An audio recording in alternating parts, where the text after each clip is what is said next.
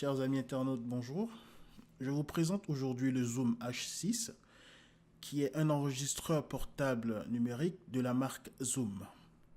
Ayant possédé plusieurs enregistreurs Zoom et des Tascam, j'ai pu porter le témoignage du fait que cet appareil soit le plus abouti de tous les enregistreurs portables du marché en ce moment, en tout cas en 2016.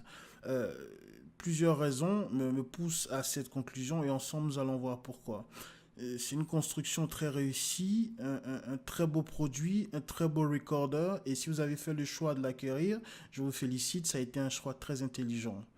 Euh, Comment est-ce que ce produit se présente? Sachons de prime abord qu'il est possible d'ajouter plusieurs capsules à ce produit. Donc des micros XY, des micros mid-side, ou alors simplement le mid-side il permet d'acquérir un son stéréo très utile lors des interviews, ou alors un shotgun quand vous pouvez ajouter. Vous savez ce que c'est qu'un shotgun, ou alors un raccord d'extension XLR. Parce que par principe, nous avons 4 prises XLR au lieu de 2 en général sur les enregistreurs classiques. Hein. Nous pouvons l'étendre jusqu'à 6. Alors, à l'intérieur, qu'est-ce que nous avons? Lorsque nous ouvrons notre carton, nous avons de la paperasse. Sachons que un document sur lequel est inscrit un numéro de série grâce auquel nous allons télécharger le logiciel Wavelab sur le site de Steinberg. Il y a aussi un manuel d'utilisation qui est en français. C'est un fait très, très important à signaler. Un mode d'emploi en français afin de vous permettre donc de maîtriser toutes les fonctions de votre enregistreur portable numérique. Voilà. Et allons dans le vif du sujet. Qu'avons-nous à l'intérieur? Nous avons donc une valise, une mallette, un coffret, une petite valisette, et c'est très utile lorsque nous allons à l'extérieur. Ça protège contre les chocs, contre la pluie notamment, et c'est très léger, c'est pratique en fait, c'est mieux que de l'avoir avec une simple pochette. Et bon, voici un peu tout ce que nous avons, hein, de la mousse à l'intérieur, etc. Donc nous allons en détail voir ces éléments. Le premier élément, c'est une carte SD de 2 Go. Bon, je ne trouve pas que ce soit quelque chose d'exceptionnel.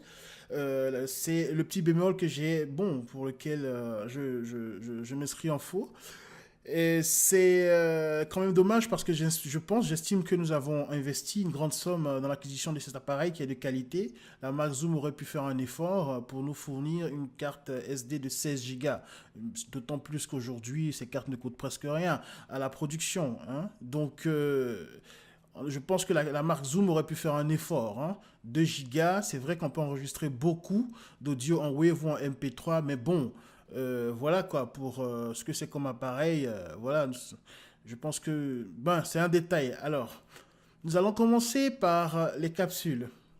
La première capsule est une capsule XY. C'est une capsule stéréo qui va se plugger donc sur la matrice principale. Voici comment elle se présente, avec à son centre la possibilité de régler le gain et aussi une orientation à 90 ou à 120 degrés sur la capsule XY. 120 degrés afin de pouvoir agrandir l'angle de captation, 90 degrés afin de pouvoir plus la centrer et voilà.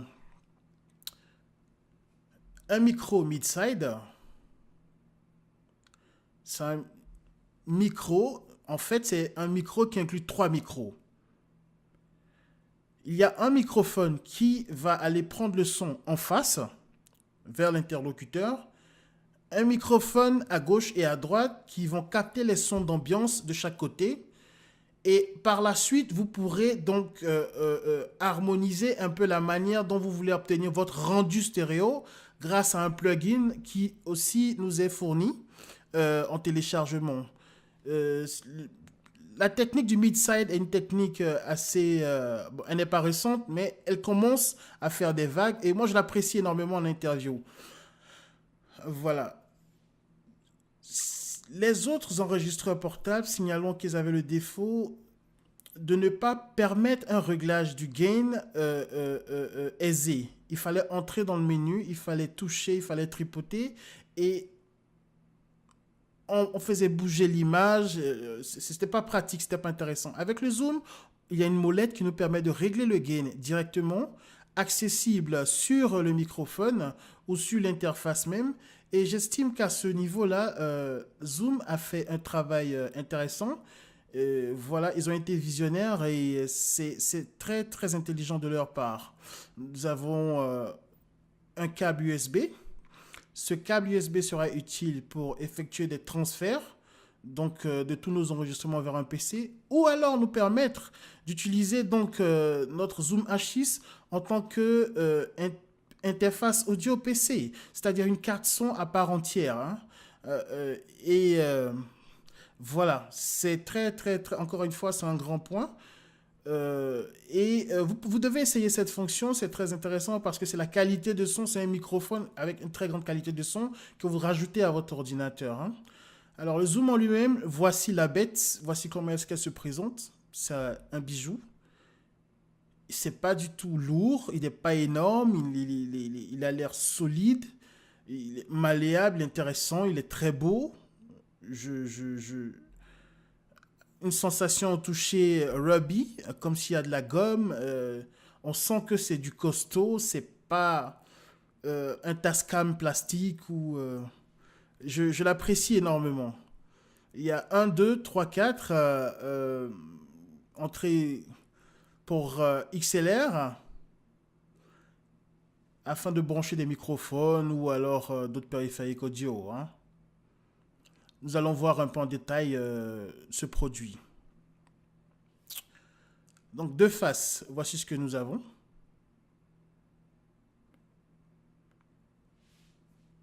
Il est vraiment beau. Alors sur le flanc gauche, donc une, deux prises XLR, une entrée pour la carte SD. Vous pouvez insérer une carte juste pour voir un peu. Nous avons ensuite une touche de volume pour les écouteurs, un plug pour pouvoir brancher les écouteurs. Ça peut aussi servir de lane out.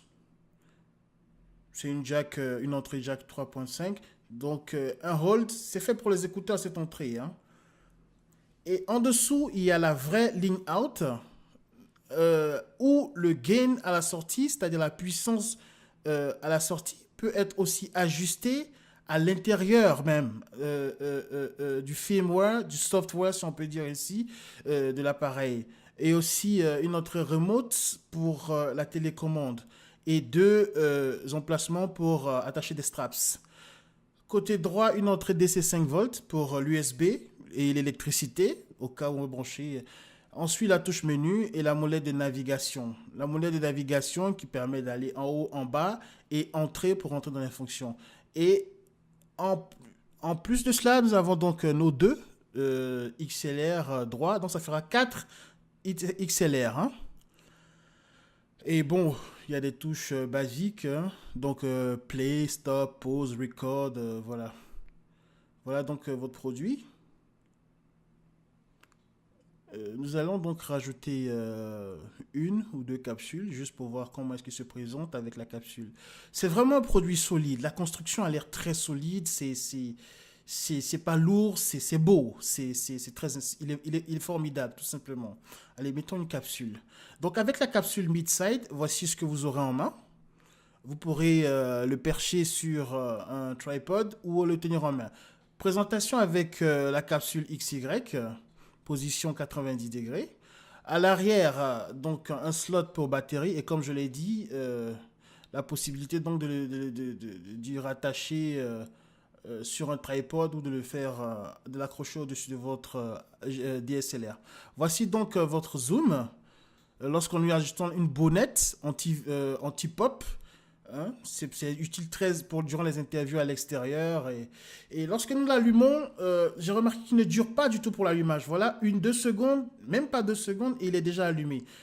Par le passé, surtout avec les Tascam, il fallait attendre 15-30 secondes avant qu'il s'allume. Là, il a suffi d'une pression et hop, il est déjà prêt pour fonctionner.